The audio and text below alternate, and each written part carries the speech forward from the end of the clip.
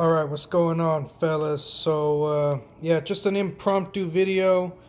Uh, Wanted to do this. I haven't had the time. I should have done this around the time that they became legal, but recently Texas made brass knuckles, trench knives, nightsticks, blackjacks, tomahawks, and various, I guess, club impact weapons. They legalized them, or I guess made them location restricted. There's still a few places you still can't take them. But prior to this, I think that brass knuckles and trench knives were the last two weapons that were not firearms that you couldn't even have in the state of Texas. So, yeah, I mean, which is kind of stupid because it's like if you go online and you order one, they're still going to send it to you. It's like, what's the good of having that law if uh, you know, stuff like that is going to happen. And yeah, they finally repealed it, and I thought I'd show this to you guys. These are, I guess, improvised cold steel brass knuckles. These are essentially taken from an FGX trench knife. I cut off the blades.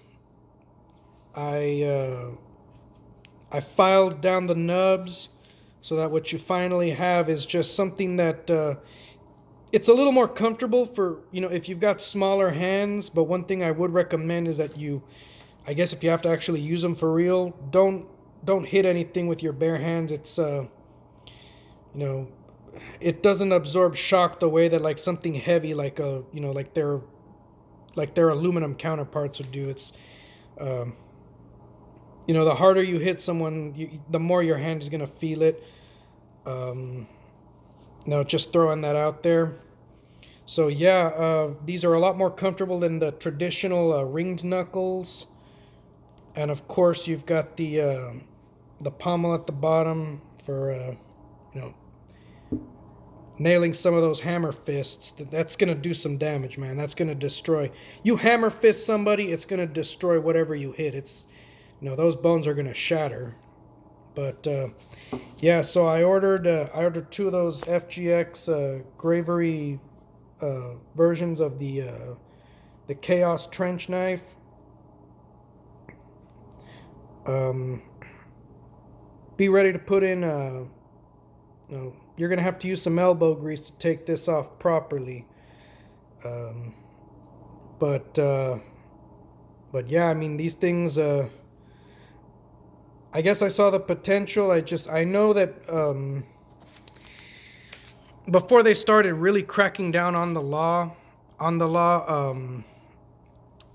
brass knuckles were available in like all novelty shops, all novelty stores. You could order them online, stuff like that. I remember once, just when I was maybe about like, I just graduated high school. I was around 18 or 19. I bought a pair because, I wanted to be a tough guy, all of that stuff. And the traditional kind, just the rings were just a little too spaced apart so that I couldn't properly make a fist. And yeah, that was my first and last encounter with brass knuckles.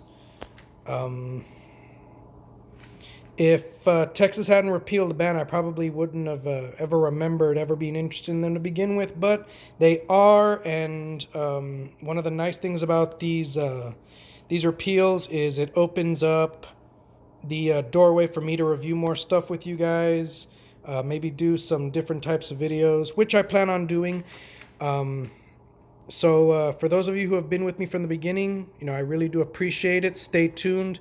I'm going to be doing some modifications on cold steel, various tomahawks. I'm also going to be doing a modification on some of their trench knives. I bought a set of their trench knives. I bought 4 out of 5. The only one that I didn't buy was the kukri. I'm sorry, I don't know how to pronounce that. I just never really cared too much for the for the blade design on that. But yeah, so these are my modified cold steel brass knuckles. Very comfortable.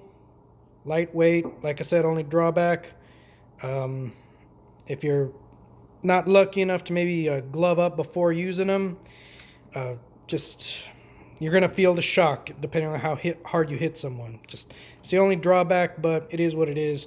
So yeah, I guess that's all I got to say about that. And peace out for now, fellas.